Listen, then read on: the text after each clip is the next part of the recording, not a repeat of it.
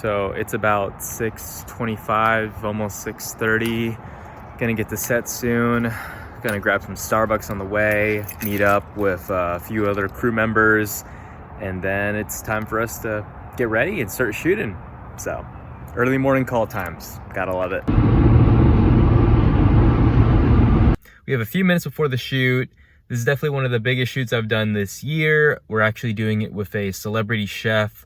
Chef Kevin Ashade owns his own restaurant in the Dallas area. We're gonna film a mini cooking series with about 6 recipes. And yeah, I mean, I'm excited. It's a little bit of a bigger budget of a set.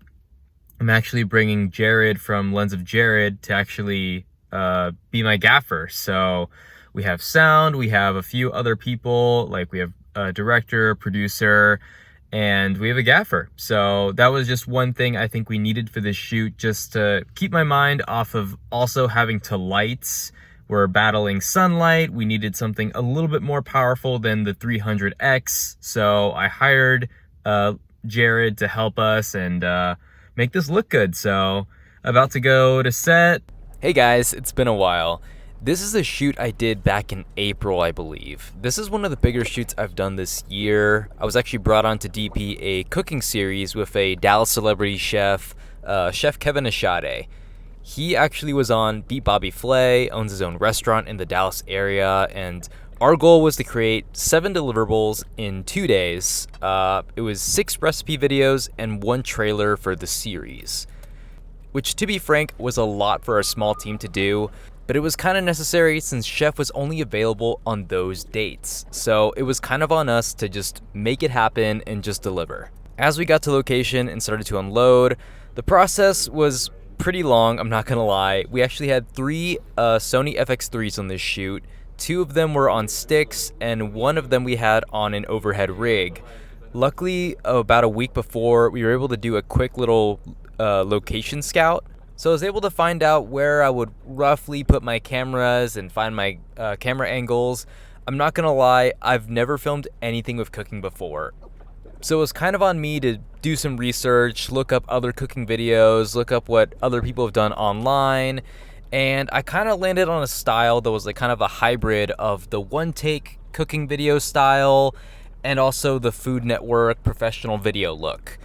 We had limited time and budget, so we had to do these episodes basically live, but we could disguise any sort of cuts through transitions and with our 3 camera angles.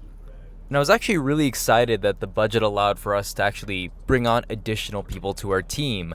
I actually hired Jared from Lens of Jared as my gaffer and B-cam operator for this shoot. While we were given the brief and we did our prep for the entire project, we learned that the shoot was entirely outside. So I kind of had to make that executive decision to hire Jared, not only because he owns an Aperture 600X, but I also know that he's very familiar with Sony. And we had a skeleton crew, I'm not gonna lie. Everyone on our crew basically had to be prepared to do any sort of task we needed from them. One requirement I also needed was someone with gear to create an overhead rig for a shoot, because I don't have any of that stuff. And it was really nice to create a nice wide angle, backup angle that we could use in the edit as Chef cuts the vegetables, the meat, or assembles the dishes. It took forever to set up, but I was actually able to use the monitor and control app by Sony. This is my first time actually using it. I used it to see the image and start and stop recording, and what was really cool is I could actually use it for touch focus as well. Jared was a big help by bringing that Aperture 600X, because we were outside the entire time and the sun is powerful. We really needed it to fight the sunlight. How does it feel getting a grip? You know, I love hanging out here, you know, just holding poles. I'm not gonna lie, our first day was pretty rough to start. Setup took way longer than we thought, including tweaks and adjustments, and also, not gonna lie, Chef was not ready at 9 a.m.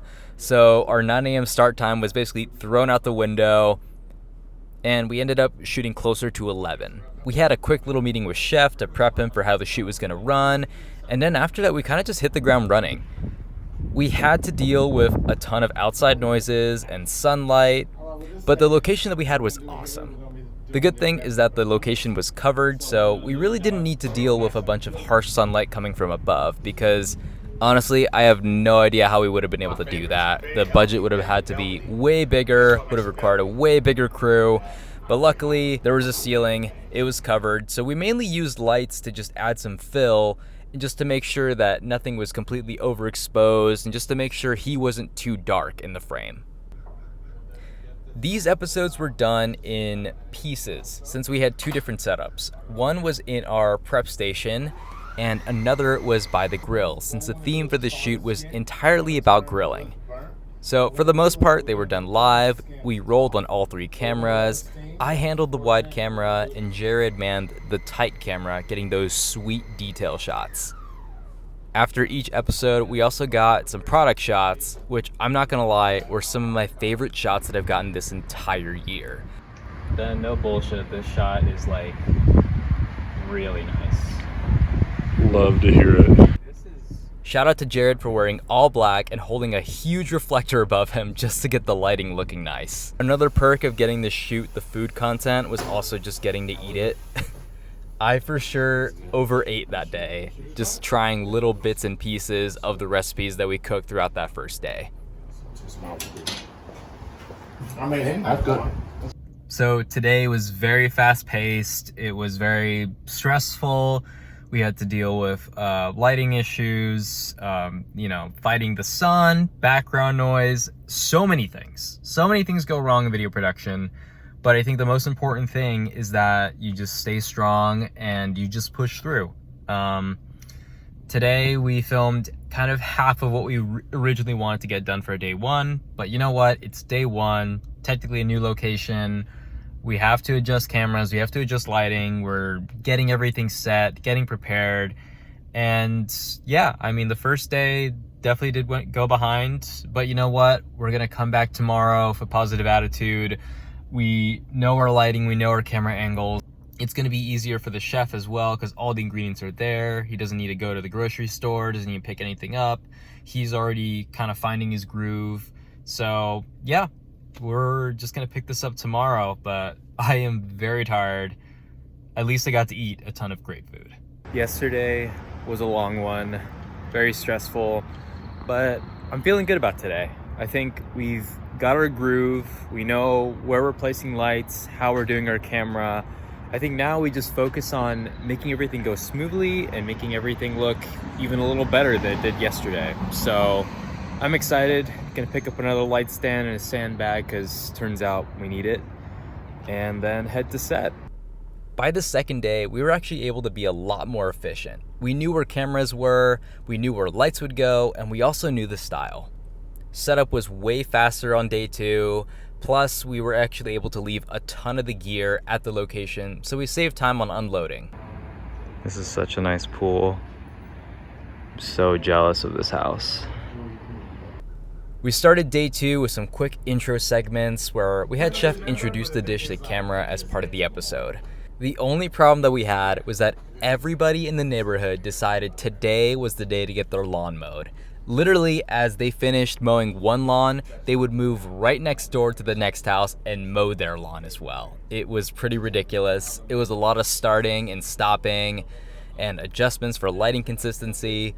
I think at its worst, we had an hour and a half wait in between shots.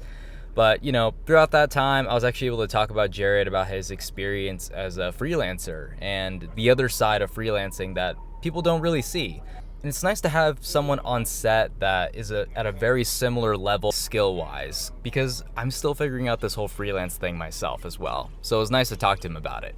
One big hurdle we had during the shoot was time. We were slowly losing daylight on the second day, and on the final recipe, we basically had no time at all. We were supposed to be out of the location by 6, and it was 5:40, and we had one more recipe to film. But it turns out the grocery store messed up and gave Chef chicken breast instead of wings. The director called our executive producer to tell him the situation, and they basically understood that we had no time. We had to be out of that location, so we called it a wrap. As everybody else was breaking down, I used what little sunlight I had left to go get some extra shots of Chef for the trailer. Thankfully, breaking down is easier than setting up, and Jared actually brought his FX3 with him because we were talking about it the other day, and he let me hold it. And honestly, after holding that thing, I really need to get one of these one day. Yeah. So why the FX6? For me personally, since I do a lot of esports and events, the built-in ND filter is really good for coming in and out of buildings, obviously. And then the ergonomics on it, which I'll show you here in a second, make you super, super adaptable, especially when it comes to like ND filter on, dual base ISO, anything like that. You've got the S&Q button, which I really like. It's right here, you pop that.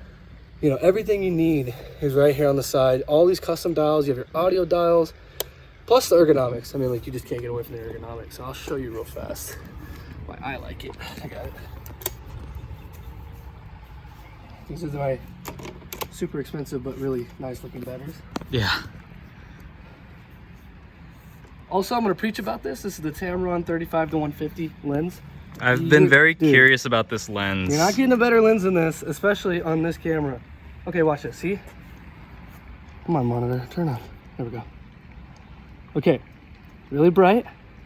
Single flick of a button, boom. I'm in 12,000. Okay, now we're looking at God. So that's nice for the dual ISO.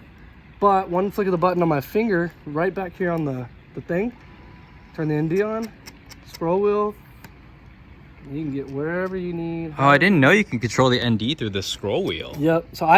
So this is what's cool. Everything that's numbered is completely customizable.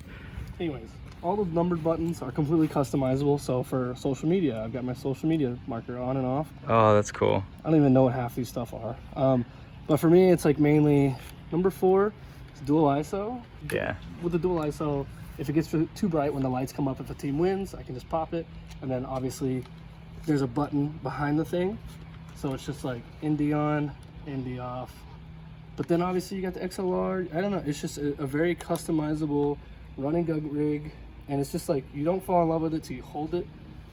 I fell in love with it. I'm falling in love with it right now. You're convincing me to buy this thing. It's amazing. With the 35-150, you need it. But yeah, the day was super tough, definitely stressful, and I was a little bit out of my comfort zone. But the way how I see it is now I have the experience of a cooking series under my belt. I am like mentally and physically exhausted. It's been a long 2 days. Got a nice cooked carne asada out of it. Got to eat a lot of the recipes. And it's just been a lot of work, but I think I just want to say that like it really takes a team to make this happen. If it wasn't for the producer, sound, even like Jared had a lot of great ideas. Like we pulled off a very difficult shoot, like logistics wise. It was not the most prepared, but you know what? I think we came out on top. I think we did the very best. We were just trying our best to make everything look good, sound good, and be very professional about it. I don't even know what to say at this point. I'm gonna go home and I'm gonna go pass out, and then I'm gonna eat some steak and eggs for breakfast with this leftover steak. All right, see you guys.